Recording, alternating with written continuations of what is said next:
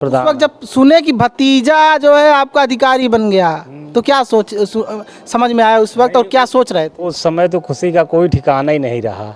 बहुत प्रसन्नता हुई, सीना चौड़ा हो गया। अच्छा, जिस वक्त सुनी कि आपका बेटा अधिकारी बन गया उस वक्त क्या सोच रही थी? अरे बहुत खुश रहे, अधिकारी हो गए।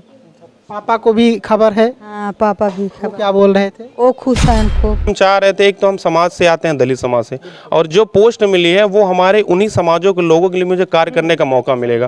क्योंकि जो लेबर हैं वो आज भी ज़्यादातर, मैं पूरी तरह नहीं कह सकता, लेकिन ज़्यादातर उसी समाज से आते हैं।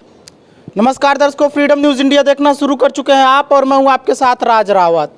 दर्शकों, हर वर्ष की भांति इस वर्ष भी यूपी पीसीएस ने अपना रिजल्ट घोषित किया और इसमें जिन अभ्यर्थियों का चयन हुआ है काफ़ी उनके घरों पर खुशहाली का माहौल देखा जा सकता है। और इस वक्त मैं जहां पर आया हुआ हूं ये प्रयागराज का जसरा है और यहां पर दलित समुदाय से आने वाले पवन सोनकर का चयन हुआ है।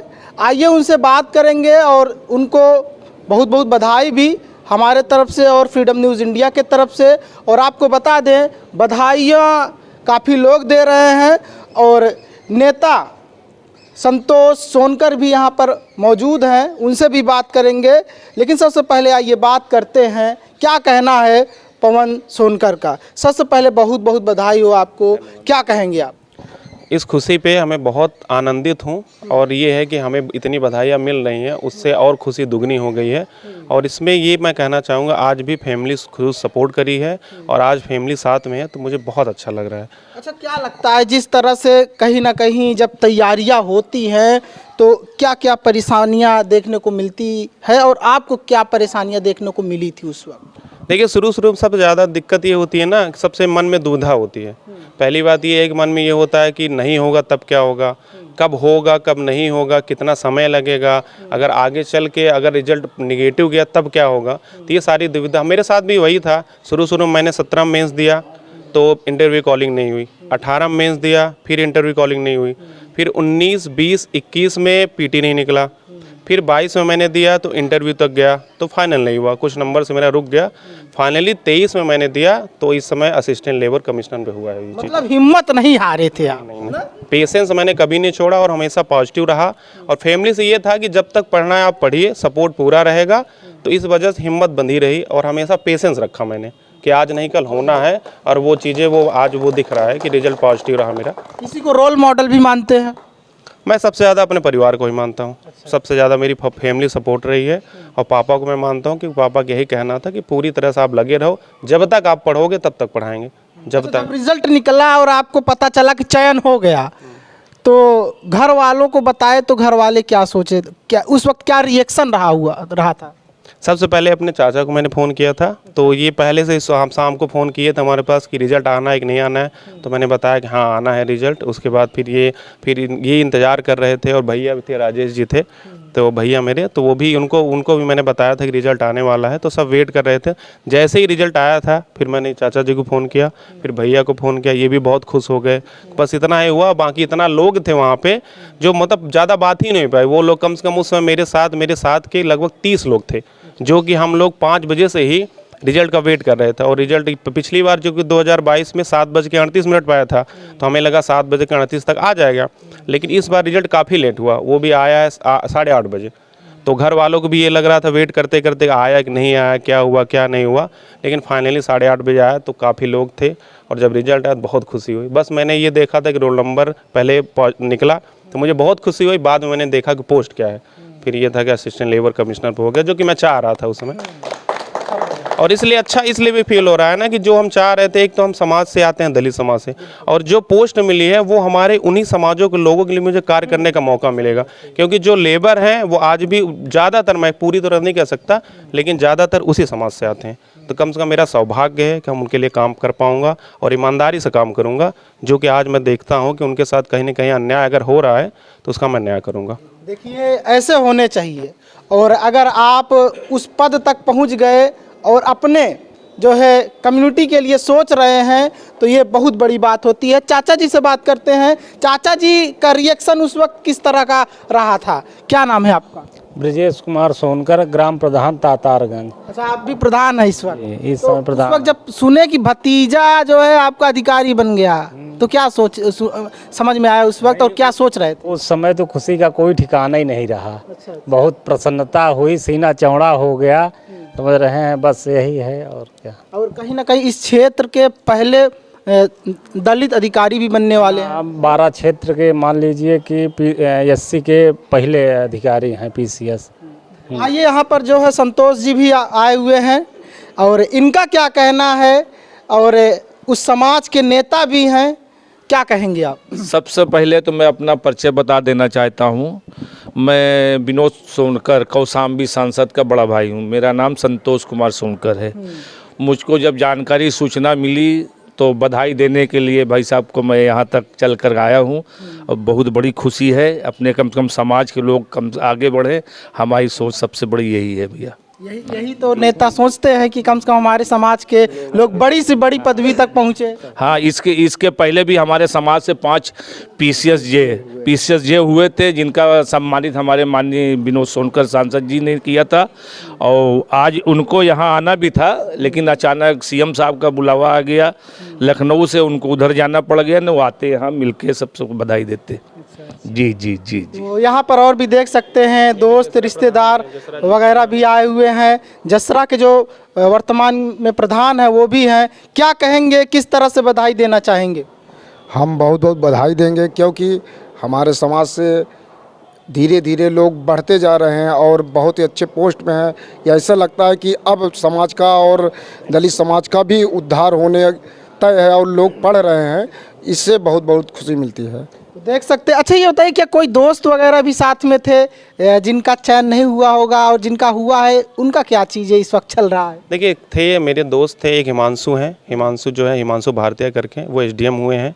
और बाकी एक प्रियंका मेरी दोस्त थी, उसका डिप्टी जेलर में हुआ। हाँ, एक 2-3 दोस्त थे जिनका मेंस में इंटरव्यू कॉलिंग नहीं होता। एक अभिषेक भाई थे जिन्होंने मेरा बहुत सहयोग किया था, लेकिन फिलहाल मतलब उनका फाइनली नहीं हो पाया, इंटरव्यू कॉलिंग नहीं हुई। अनिल जी थे मेरे, वो भी मेंस दिए थे, उनका भी नहीं हो पाया। और ऐसे भी दोस्त हैं जो काफ़ी टाइम से दे रहे हैं, लेकिन इंटरव्यू कॉलिंग नहीं हो रही है।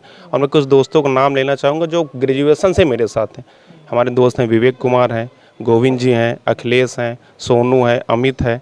ऐसे कई लोग हैं जो हमेशा सपोर्ट रहा है उनका मेरे साथ, और ये सपोर्ट ही रहा जो हमें बहुत आगे ले गया। और गाइडेंस भी देते रहे, कुछ चीज़ें उनसे सीखता रहा, कुछ मैंने स्ट्रगल करके सीखा, बहुत चीज़ें रहा। तो अब ये लगता है उन लोगों की बहुत खुशी हुई है, कम से कम हमारे साथ का कोई हमारा बंदा मतलब साथ का हुआ है, उनको कॉन्फिडेंस बढ़ेगा ना।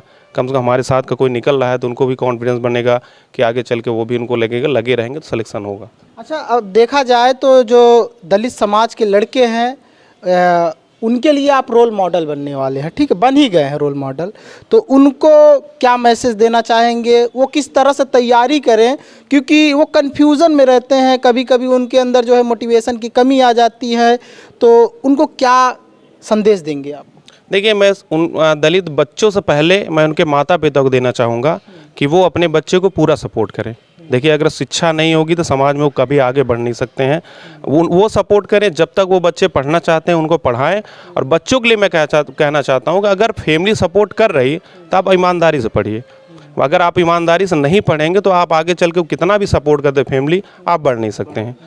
ये सीधा सा। और दूसरा ये चीज़ कहता हूँ कि आप लगे रहिए। अगर आपको दिक्कत हो, कोई दोस्त हो आपका, उसके पूछिए, नहीं टीचर हैं उससे पूछिए। आजकल ऑनलाइन इतना डिजिटल प्लेटफॉर्म पे है, आप उनसे कर सकते हैं। अगर ज़्यादा दिक्कत हो, अगर मुझसे संपर्क हो पाए तो भाई मुझसे जुड़े, मैं गाइड करूँगा जितना मुझसे सहयोग हो पाएगा। लेकिन अंततः मेहनत उन्हीं को करनी है। मैं सिर्फ सपोर्ट कर सकता हूँ, गाइड कर सकता, कोई भी होगा जो गाइड करेगा, लेकिन मेहनत वही करना है और उन्हीं को करना है। अगर वो ईमानदारी से मेहनत करेंगे, पेशेंस रखेंगे, तभी सिलेक्शन होगा। पेशेंस उनको रखना चाहिए, यही मैं कहना चाहूँगा। और कहीं ना कहीं उनको लगे रहना है, जितना भी शिक्षा पा सके। और चीज़ें अगर नहीं भी सफल होते हैं, मैं ये भी कहना, अगर आप शिक्षित हो गए, समाज में इतना काबिल हो जाएंगे, आप कुछ भी कर लेंगे। कम से कम इतना होगी कि आप कुछ नहीं होंगे तो एक अच्छे इंसान तो बन जाओगे। ये चीज़ मैं कहना चाहूँगा उनके लिए। शुरुआती की पढ़ाई कहाँ हुई थी, किस स्कूल से हुई थी, उसके बारे में थोड़ा बता दीजिए। देखिए, मेरा हाई स्कूल है श्री लालचंद इंटर कॉलेज से हुई है, यहीं जसरा से हुई है। और इंटर जो है कि श्री ईश्वरदीन छेदीलाल इंटर कॉलेज यहीं जसरा से हुआ है। और ग्रेजुएशन मैंने किया है इलाहाबाद यूनिवर्सिटी से, 2011 में किया था। उसके बाद फिर मैंने बीच में तैयारी किया। एक बार मैंने पुलिस का भी दौड़ निकाला था दौड़ भी निकली थी, लेकिन फाइनली मेरा 5 नंबर से नहीं रुका था। एक बार CPO निकाला था, दौड़ नहीं हो पाई थी कुछ वजह से। फिर मेरा क्या कहते हैं, फिर मैंने इधर छोड़ के फिर मैंने दिल्ली रुख किया 2017 में। फिर 2017 से फिर मैंने जाते ही फिर मैंने PT दिया, तो मेंस देना चालू हुआ, तो अंततः आज फिर 2023 में सिलेक्शन हो गया मेरा। घर में कितने भाई बहन हैं? मेरे घर में 4 भाई हैं। एक मैं भैया हैं राजेश जी, फिर मैं दूसरे नंबर पर आता हूँ। मुझसे छोटे जो भाई हैं विजय सोनकर, वो इस समय लखनऊ PGI में जो है वो BSc नर्सिंग कर रहे हैं। और एक छोटा भाई है शिवा सोनकर, जो मंडी में रहता है। मंडी में मतलब उसका आढ़स भी चलती है और अपना इधर LLB भी कर रहा है, साइड में अपना पढ़ाई भी चालू किया हुआ है। बड़े भाई भी मौजूद हैं, उनसे भी बात कर लेते हैं। आ जाइए आप भी। क्या कहेंगे, आपके छोटे भाई का सिलेक्शन ऐसी पद पर हुई है जिस पे सब नहीं जा पाते? भैया हम लोग आज बहुत खुश हैं। हमने इससे बोला था जितना मेहनत करना हो करो, पढ़ाई करते रहना, पैसे की चिंता बिल्कुल मत करना, और आज ये सक्सेस हो गया। तो क्या लगता है अब और जो छोटे भाई हैं आपको, उनको भी सोचेंगे कि वो भी अभी मेहनत करते रहें, क्योंकि एक भाई ने परिणाम ला करके दिखा दिया है। हाँ, तो उनका भी मेरा यही कहना है कि जितना जब तक पढ़ना है तब तक पढ़ो, हम लोग हैं सपोर्ट में। पिताजी मौजूद हैं इस वक्त? नहीं, इस समय पिताजी हमारे CRPF में SI हैं और इसमें श्रीनगर में पोस्टेड है, तो छुट्टी नहीं आ पाए। वो आएंगे अभी थोड़ा सा मार्च में, क्योंकि अभी छुट्टी आए थे दिसंबर में, तो अभी इतना जल्दी छुट्टी नहीं मिल पाई है, लेकिन वो मार्च में आएंगे। हाँ, लेकिन उनसे बात। माता जी कहाँ? माता जी को थोड़ा बुला दीजिए, उनसे बात करना चाहेंगे। बिल्कुल बुला दे रहे हैं, मम्मी को बुला दो ना। तो देख सकते हैं यहाँ पर, दिखा दीजिए, काफ़ी लोग आए हुए हैं, ये माल्यार्पण करेंगे, देख सकते हैं। अच्छा, क्या नाम है आपका? मैं भारतीय जनता पार्टी मंडल अध्यक्ष जसराज जगत नारायण शुक्ला। हमें जैसे ही हमारे युवा मोर्चा के साथी जो है अश्विनी केसरवानी जी के द्वारा जो है जानकारी हुई, मैं अपने आप को इतना मतलब गौरवान्वित महसूस करने लगा कि कम से कम हमारे क्षेत्र से कोई इस पद के लिए निकला। और उसके लिए हमने जो है जसरा के प्रधान अपने जो हमारे ज़िले के मंत्री भी हैं अनुसूचित मोर्चा से, आशीष जी से हमने कहा कि एक न एक दिन जो है हम भैया का सम्मान भी करेंगे। और इनके बड़े भाई राजेश जी हमारे बहुत परम स्नेही हैं, मित्र हैं। तो हम लोगों ने ये तैयारी करके रखा था कि आपका सम्मान भी करना है। तो पता चला कि आप दिल्ली में हैं, दिल्ली से आने के बाद, और आज जैसे ही जानकारी मिली, सारा काम जो है छोड़ के मैंने इनको जो है आशीर्वचन देने के लिए अपने साथ जो है।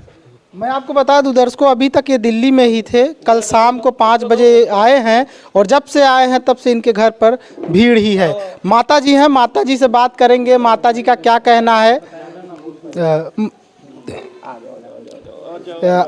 क्या कहेंगी माता जी? अरे बहुत खुश है, बेटा हो गए। अच्छा, जिस वक्त सुनी कि आपका बेटा अधिकारी बन गया, उस वक्त क्या सोच रही थी? अरे बहुत खुश रहे, अधिकारी हो गए। पापा को भी खबर है? हाँ, पापा भी वो खबर। क्या बोल रहे थे? वो खुश हैं खूब। हाँ, खूब खुश हैं, मेरा बेटा अधिकारी हो गया। और बच्चों को भी अब आगे करेंगी इसी तरह से? आगे करेंगे इसी तरह से। तो देख सकते हैं इस तरह से माहौल है, इस तरह से नेता लोग मिलने आ रहे हैं, समाजसेवी लोग मिलने आ रहे हैं। अंततः क्या कहना? इससे भी बात करिए, बोलिए बेटा। ये हमारी सबसे भतीजी है पहली। नहीं, आप बोलो, इधर देखो बेटा, इधर देखो। क्या नाम है? नाम बताओ। काव्या नाम है, काव्या। ये हमारे सबसे प्रिय भतीजी है हमारे घर में। अरे आइए, क्या कहते हैं, यहाँ पर संतोष जी से भी बात करते हैं। क्या कहेंगे, क्या सांसद जी भी आएंगे? हाँ, समय निकलने पर वो भी आ सकते हैं, क्योंकि हमारा चुनावी वर्ष इस समय है 24 में, समझ रहे हैं ना। क्योंकि उसके देखते हुए अगर समय निकल, उसकी भी तैयारी में लगे हुए होंगे। तैयारी चल रही है। अब मैं लोगों से अपील भी करना चाह रहा हूँ, कम से कम देख करके अपने समाज के लोगों को मैं धन्यवाद भी देना चाह रहा हूँ कि कम से कम देख करके आगे बढ़ते रहिए। यही एक भारत नया भारत है। जाते जाते क्या संदेश देना चाहेंगे उन गरीब तबके के लोगों को? क्या उनको बोलेंगे कि लगे रहो? मैं यही कहना चाहूँगा, देखिए, लगे रहिए, निरंतर प्रयास करते रहिए। असफल होंगे, लेकिन असफलता से आप सीखिए, सीखते हुए आगे बढ़ते रहिए। अगर बढ़ेंगे, सफलता एक दिन कदम जरूर चूमेगी ये हमें। लेकिन हाँ, आपको छोड़ना नहीं है, लगे रहना, वो भी ईमानदारी से लगे रहेंगे तो आप सफल होंगे एक दिन। जय मेरा कहना तो आप देख रहे थे सीधा प्रयागराज से। क्या नाम है आपका? डॉक्टर हजारीलाल पटेल। क्या कहेंगे, किस तरह से बधाई देंगे इनको? बहुत ही मतलब खुशी का कोई ठिकाना नहीं है। बहुत बहुत बधाई। देखिए, मिठाई भी खिलाने जा रहे हैं, मिठाई भी खिलाने जा रहे हैं उनको। बहुत बहुत बधाई। तो ये होता है जब दलित तबके के बच्चे जो है सफल होते हैं और मेहनत करके, क्योंकि आप तो जानते ही हैं कि दलित तबके के बच्चे तभी सफल होंगे जब मेहनत करेंगे। आज का समय इस तरह से है, उनको मेहनत तो करना पड़ेगा और आप इनको देख करके सीख सकते हैं। बाकी आप देखते रहिए फ्रीडम न्यूज़।